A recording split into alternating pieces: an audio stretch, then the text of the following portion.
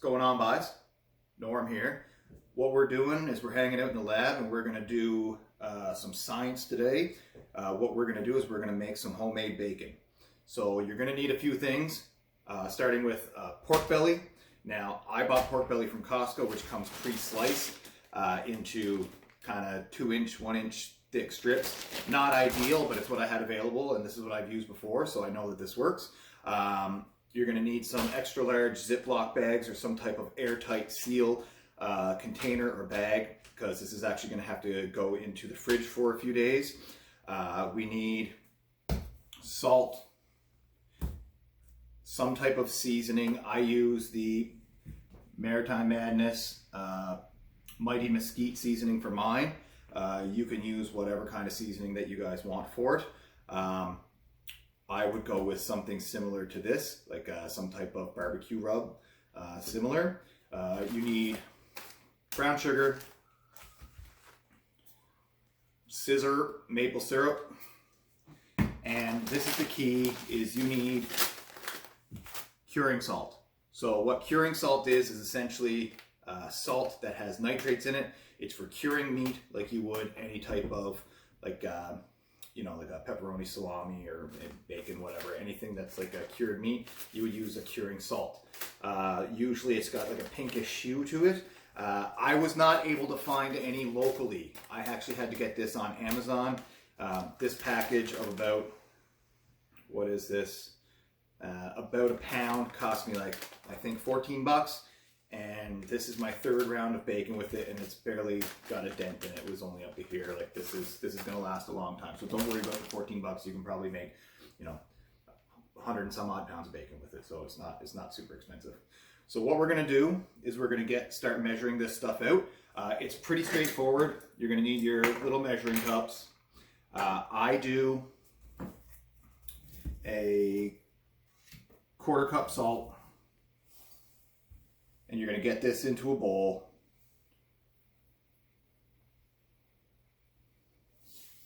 So there we got a 1/4 cup of that. We're going to do a 1/4 cup of the brown sugar.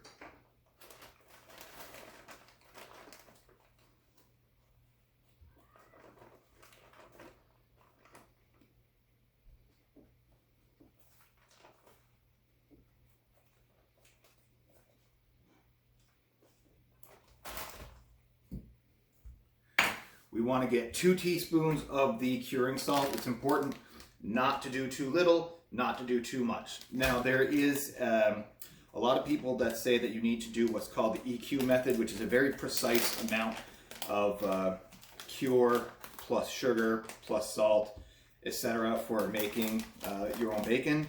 I don't have a scale to do that, but what I did is I picked up this recipe from one of the Iron Chefs, so I trust it.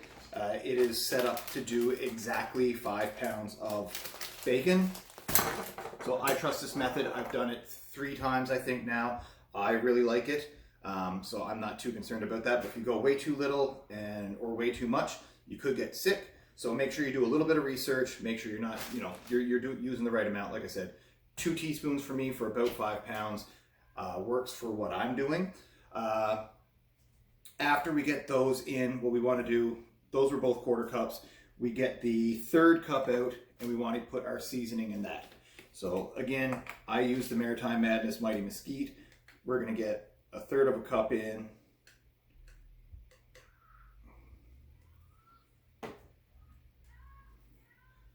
And then all I'm going to do is I'm going to just mix that together with a fork or whisk or whatever you got. Get these dry ingredients going for a little bit. Make sure everything is in there and that everything is evenly distributed. And then I'm going to come back once this is good to go, and then we're going to do the rest. All right, boys, we'll talk in a few minutes. All right, now, boys, so we got all the dry stuff mixed together. So the last thing to put in is a 1/4 cup of maple syrup. So we'll measure that over just in case we get a little too much in. A couple drops extra is not going to hurt anybody. I usually do that because a little tiny bit tends to stick to the cup, and I don't want to sit here for 3 hours while this decides to come out. Like, not worth it.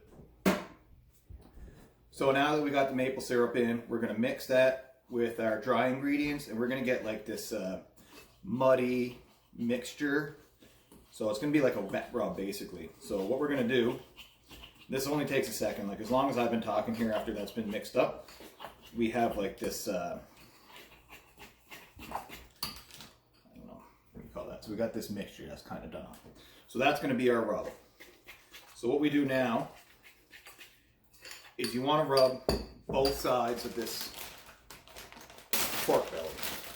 So you get the bag open, you're going to get dirty, you can use gloves, I'm not going to bother with them. I mean, I'm just going to wash my hands after, so get in there, grab a handful of it,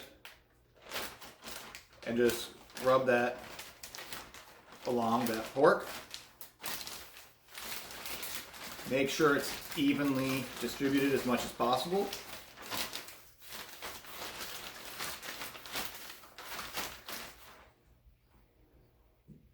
I'm going to finish doing this, and then I'll come back when that's all done and we'll get to the next steps. Got everything rubbed in, so you should have a bag that looks kind of like this now. Everything kind of massaged in.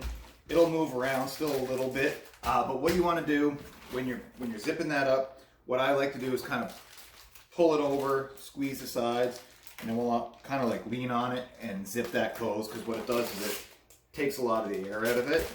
And then after this is done, what you want to do is in the fridge, you lay this down, make sure that the pieces are pressed together, and or if you have the whole thing, you don't really have to worry about that. But what you have to do now, take this,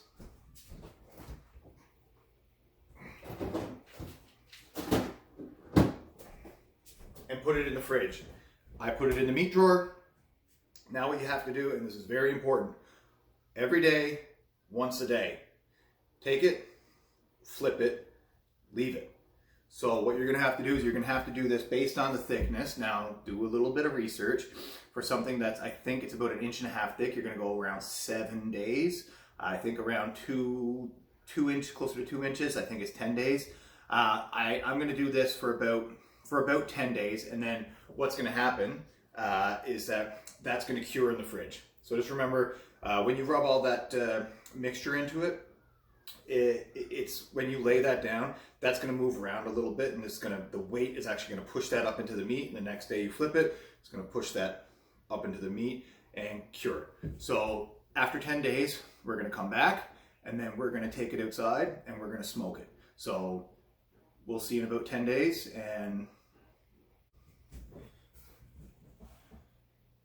so now we wait for 10 days. All right, boys. All right now, boys. So we had the bacon going in the fridge for about 10 days. So flipping once per day so that the cure can get into it. So we're left with something like this. So the next step, what you have to do before we take this out to the smoker, is we have to get this rinsed off. So this is going to be incredibly salty right now. What you can do is you can just fill a large bowl with water if you have like a giant mixing bowl. I use my sink. So what I do is first I just make sure that I give the sink a really, really good clean with dish liquid, fill it up with cold water so that there's probably only a couple of inches of room in it. And then I just take this and dump it right in. So open that up.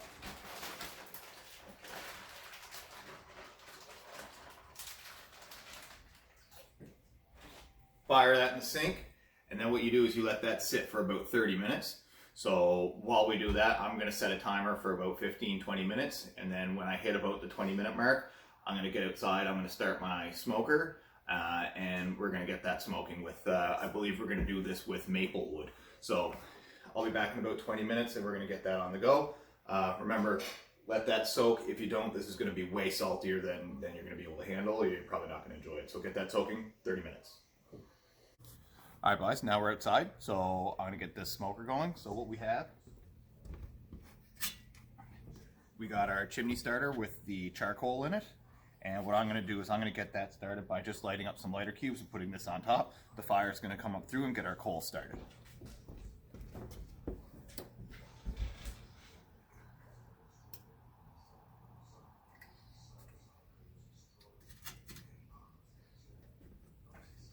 we're gonna give that probably 5-10 minutes to get going.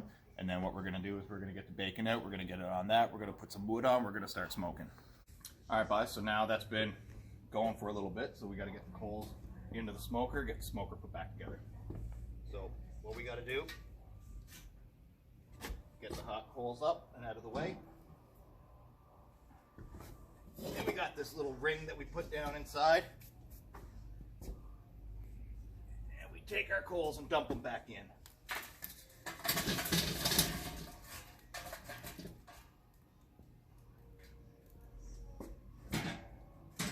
Make sure you don't have any on your deck or whatever. I probably should have a little piece of sheet metal there or something.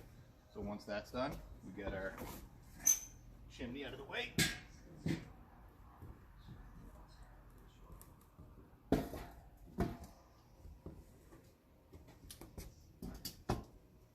We got our smoker back together, and then we wait until that gauge.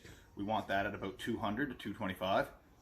Once that's at even 200 and it stays at that level, then we're going to start cooking with it. And if you don't have a smoker, don't worry. You can just fire this in the oven at 200 to 225 for about 2 to 3 hours, and you can do the same thing. You just won't get the smoke flavor. So we're going to get that up to temperature. Bacon's going on. Then we just sit back and relax. All right, guys. So we've rinsed and strained our pork belly.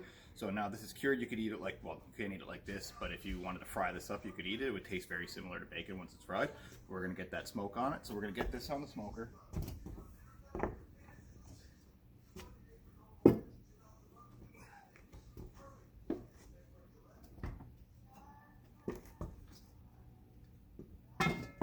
Close that up. Now that's gonna take about 2 to 3 hours. And what we're gonna do is to get that smoke in there.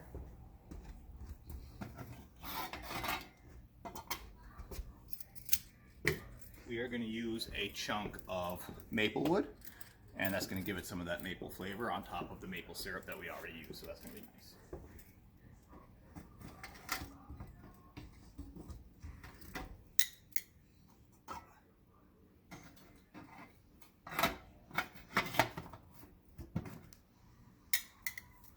We're going to let that go, and that's going to smoke. I'm going to check on this periodically for the next 2 or 3 hours. And then what we're going to do after that, you just excuse me. All right, so what we're going to do while that starts to smoke, we're going to get our meat thermometer. We're going to pop back every 20 minutes to a half an hour or so, and we're going to check it. As long as we got smoke coming out of it, we're good. If we don't, we're going to put another little lump of wood on, and then occasionally we'll check it for its doneness. So what we want is we want an internal temperature of 150 degrees. Once we have that, then we take it off, we let it cool, we slice it up, we eat it, we rock and roll. All right, guys, so we'll be back in a little bit. All right, guys, so we've been smoking for about 3 hours now. It's getting late, it's a little dark outside, so we had the internal temperature of the bacon come up to 150 Fahrenheit, and I think we're good to go. So that's it for this. So this is our homemade bacon. All right. She's all right. Bacon? Yeah? The maple kind?